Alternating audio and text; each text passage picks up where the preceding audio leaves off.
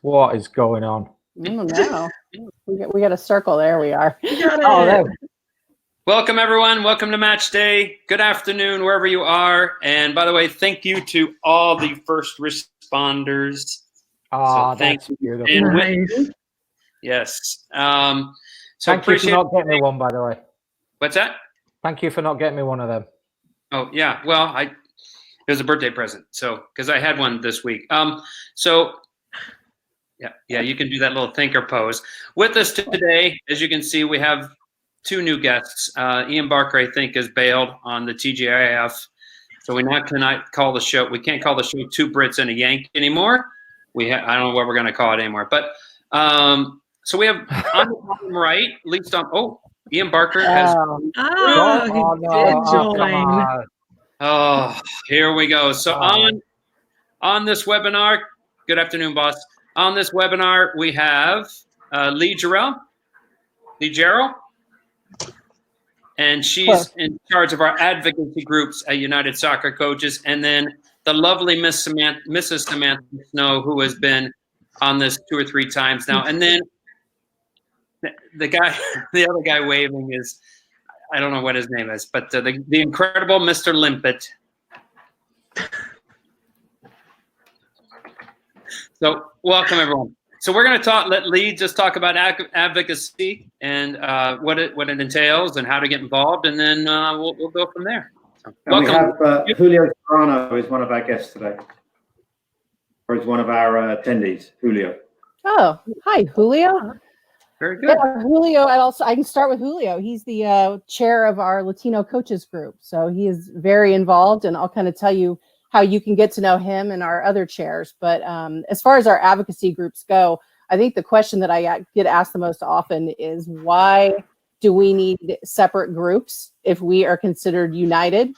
And I love that question because people think it's going to be a way to be like, well, that doesn't make any sense. But what we have found is that different segments of the coaching population have different needs. They have different things that we need to talk about, things that we need to address. And so once we figure out what those issues are, we can advocate for them, work for them to hopefully bring everybody together in this game so that one group isn't left behind. We have all kinds of different groups, everything from who you coach, so college, high school, youth, to potentially to who you are as a coach. So you could be a women's coach or a coach of women, a faith-based coach, LGBT coach. We have a disabilities allies group. I'm going to forget somebody. Native American, Latino, Black coaches. I think of everybody, I hope. But so we have a little bit of something for everyone. And those groups all have a chair and they have a leadership team who are, right now, things have changed obviously a little bit with how we are focusing on our membership. Right now, we are trying really hard just to support our coaches. Listening to what's going on out in the world. They are the eyes and ears for the association, really, of the people that are out doing the work.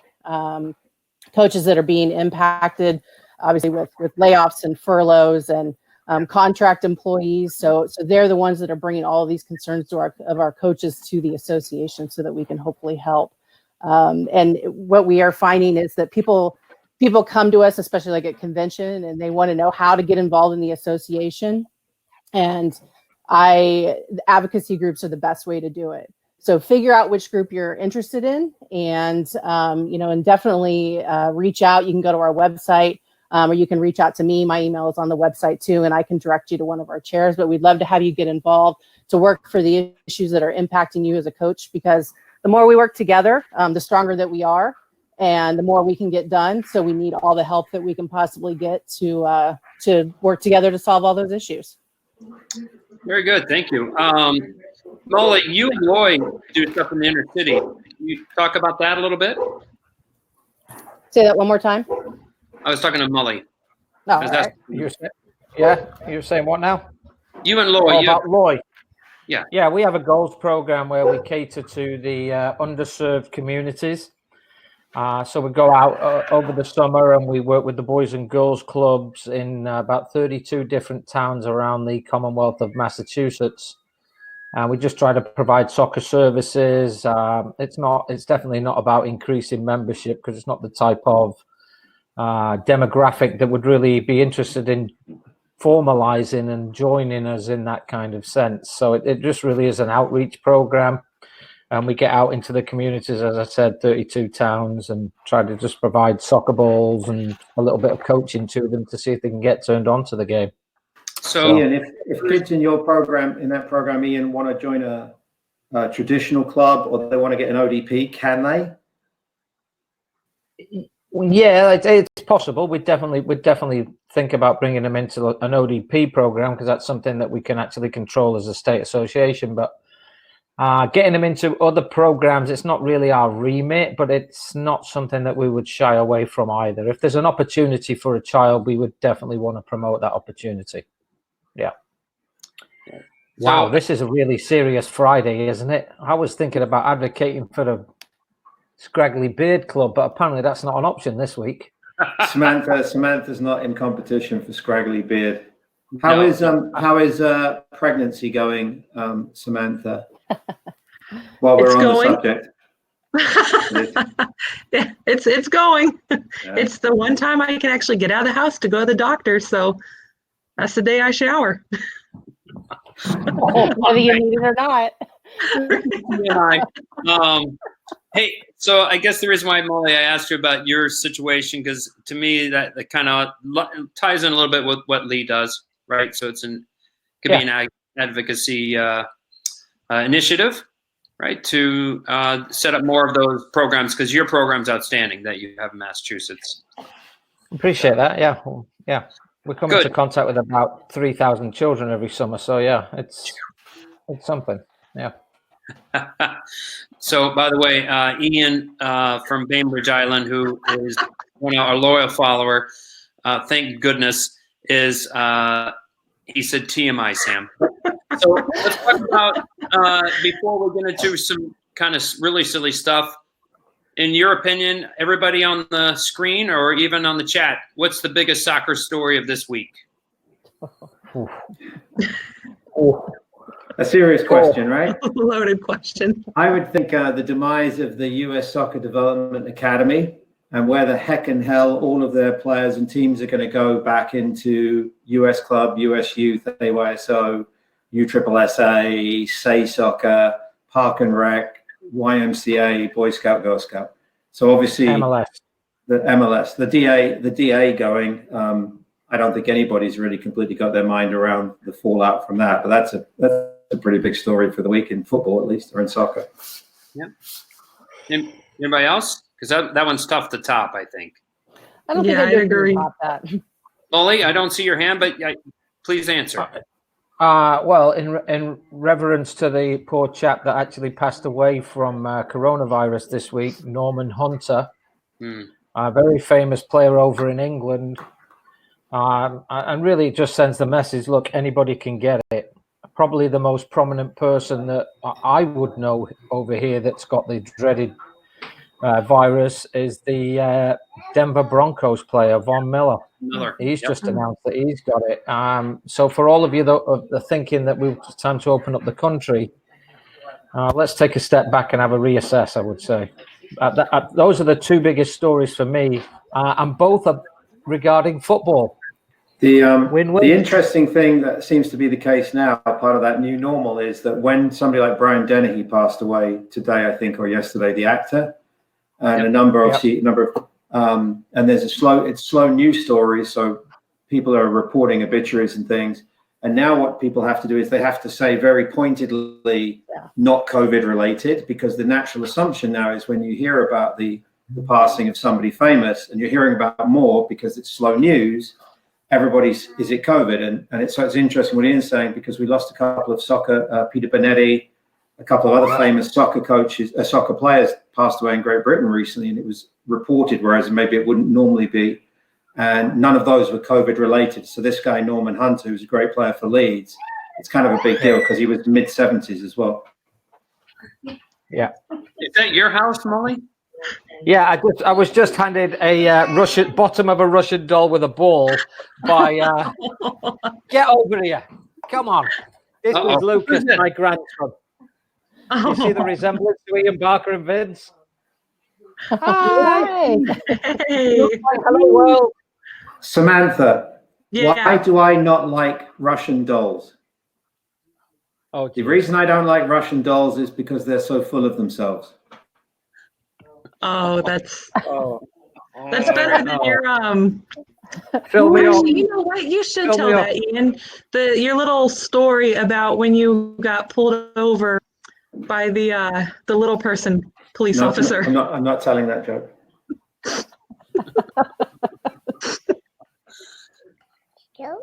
All right, what's your grandson's name? This is Lucas. Lucas. He's at the stage where he repeats everything you say, so I have to keep it clean. Oh. Can you say Boddingtons? Yeah, say Boddingtons. Boddingtons. No, he doesn't talk on command. I love his haircut. It's great. Yeah, he just follows around the house, repeating everything I say. So Samantha, before we got on air, we said, all right, let's do, the theme will be superheroes. So I'm going to put a poll up for everybody that is participating with the poll. Yeah, Coachy Gamma. I have 4 choices. If you could pick a superhero on the field, which one? Captain Marvel, Superman, Batman, or my favorite, Lee just left, or my favorite, the Man-Thing. My favorite comic. Do you collect comics, Vince? I do. Wow. I do. Yes, I have Hawkman. I have Hawkeye. I have all those. I have quite a collection. Yes, kind of like your. Do you know why in Marvel and DC comics so many of the heroes have alliterative real names like Peter Parker and Bruce Banner and Matt Murdock and Clark Kent? Do you know why that is? No. I actually don't. It's a serious question. No. Wow. Well played. That was the funniest thing you've ever said, by the way. I also think it begs the question: if you were a superhero comic reader, were you a Marvel guy, girl, or a DC girl or guy? I am a Marvel guy. Yeah, Lee. Well, I didn't read comics, but I think with all of the movies, the Marvel side is definitely the favorite. Oh, no question. Yeah. No question. And by the way, Sue, who wants Wonder Woman, and I should have put Wonder Woman instead of Man-Thing on there. I apologize. Yeah, you should have. Yeah, but I mean, I have 2 DC and 2 Marvels. So, but Captain Marvel is, she kicks butt. So I thought, let's have her on there. But Wonder Woman's good too. So, Molly, do you have a chant? Do I have a chant?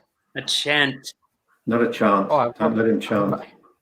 I'm not going to chant just yet. I am going to give a shout out to Andrew Simpson, who's joined us for the 3rd week running.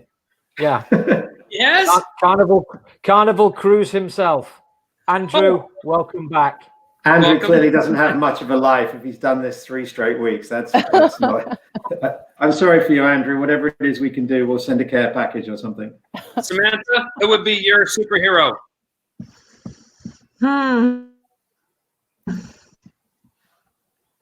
Gotta go with. Can I pick 2? Sure. Yeah, because yeah, you're 2 people anyway. So yeah. That's right. Okay. Yeah. Choose for 2. So, Wonder Woman and Doctor Strange. Ooh. Do we just ask why? Is that allowed? Why? For Doctor Strange? Yeah. I just like those. I liked his movie a lot better than the other ones. Like the whole, martial arts kind of thing and mystical, and I'm a nerd, so. That's pretty cool. That's pretty cool. Had you heard of him before the movie? Had you heard of him? Yeah. Say what? What? Had you heard of him before the movie? Yeah. Oh, okay then. All right, Lee, how about you? Superhero. That is something.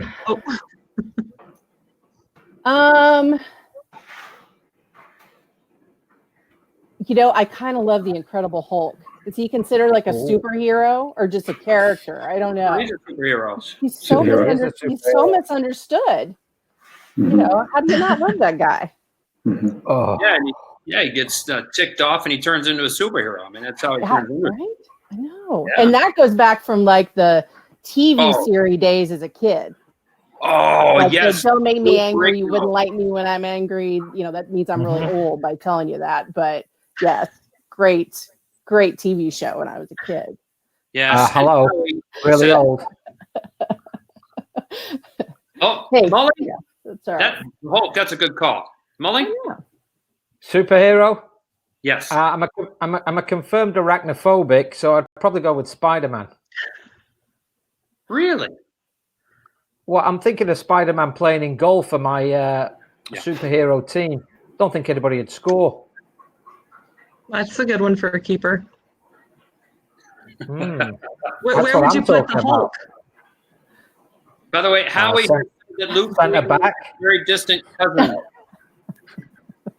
Do what? We have a relation of Lou Ferrigno on one of the attendees is a distant relation of Lou Ferrigno, who played the Hulk on the TV series. Yes. That's cool. That's big time. Who played his alter ego? Who played Bruce Banner? Wasn't it Bixby? Was it Bill Bixby? Bill Bixby. Bill Bixby. Yeah. You got that one. He's now on Samsung phones. He's not very good there either.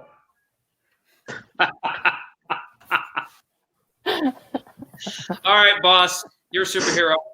Oh, Daredevil, absolutely.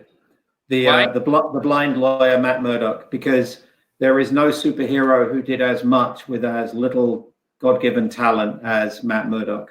In his classic Titanic struggles with Submariner and other people, so much stronger and better, he still vanquished them with minimal skills. However, the movie with Jennifer Garner, I think it's Jennifer Garner, and Ben Affleck might be the worst superhero movie ever.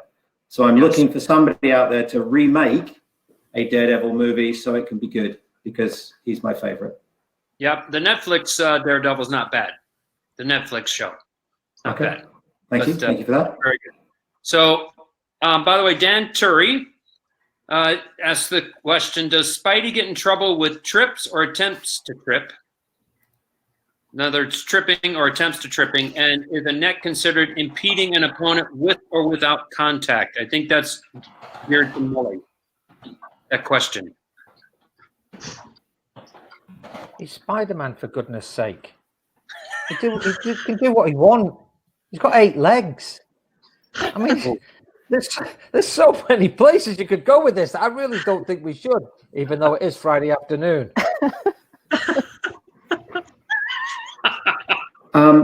I would like to point out that Dan, who asked the question, is the dad of the lovely Anna, 14 years old in Iowa, who runs the podcast, Keep the Game Beautiful. So yeah, it's a great podcast. It's a really good podcast. It's one of the most professional ones I've participated in. It's run by a 14-year-old girl in Iowa. So that's no disrespect to all of the other podcasts out there, of course. But so we get her on the show? We get her on the show, boss? I have been on the Keeping the Game Beautiful podcast, and I tweet out about them. And what Anna does with her interviews is they're like 45 minutes long, and she chunks them up and puts bite-sized pieces of them out. So she gets a lot of value out of her podcast, and then people don't have to listen to all 45 minutes. They can listen to one response to one question. She's very, very good. Very good. And I bet if you guys invited yourself on her show, she'd make space for you, but you should check it out. Well, I want her on our show. So I assume you were not talking to me then. Good. I think Anna would love to have a state director from the biggest state association in the country on. If you talk to Anna or her dad, Dan, then you can get a little PR for your mass youth soccer for sure. Yeah, I'd have to ask Steve Hoffman if it was okay to say that, though. Cal South, Massachusetts, whatever. Well, we are, by the way, this has been pretty good superhero theme. Samantha, that was a good call. Well done. Oh, and what's Soccernomics? What's that? What is that? The book of the week? Soccernomics. England loses. England loses. And why Germany and Brazil win. Give it a read. Give it a read. Sounds good. This is my extent of reading this week, but it's actually a record comic book, so it's fantastic. But I've had it since I was a kid. So I have a question for Lee. Lee, are you trapped in a Hilton hotel for the duration of lockdown, or what is going on? No, no, but you'd like to be. Yes, I would. We won't talk about that right now, though. But no, I'm not. I'm in my basement. We didn't catch you in like some liaison you're having on a Friday afternoon, and we just interrupted or Not something. that I'm going to talk to you about. Absolutely Okay, not. fair enough. As long as nobody comes across the back in a towel or something, I guess it's okay. Oh man. She's in the basement. I am in the basement. That's why I have such good service for my internet. Oh, well, should we wrap up? And by the way, my favorite superheroes are our first responders. So Vince, can you Right. plug some of the guests for next week on match day? Who are some of the guests you have next week? next week we have, by the way, next Friday we have Rusty Earnshaw, and Mully introduced Oh, yes. to me on gamification. We Don't miss have that one. 2 Division III coaches from Augsburg University. Is that right, Coach? We have the wonderful Miss Sue Ryan, very talented Miss Sue Ryan. We have Dan Wogue. Did I say that right? You did. Vogue. Dan Wogue. And he's going to be coming on. Trying to think. And then Monday, I think, boss, you and I were going to do a tactics quiz on Monday morning. So Okay, excellent. very good. So with that, Mully, do you want to take us home? Never leave without emptying your glass. And always wash your hands. Stay safe, America. Stay safe. All right. Bye, everybody. Have a great weekend. Thank you, Lee. Thank you, Samantha. Thank you. Enjoy your afternoon, Lee. Lee, you're on every Friday now, just so you know. Thanks, guys.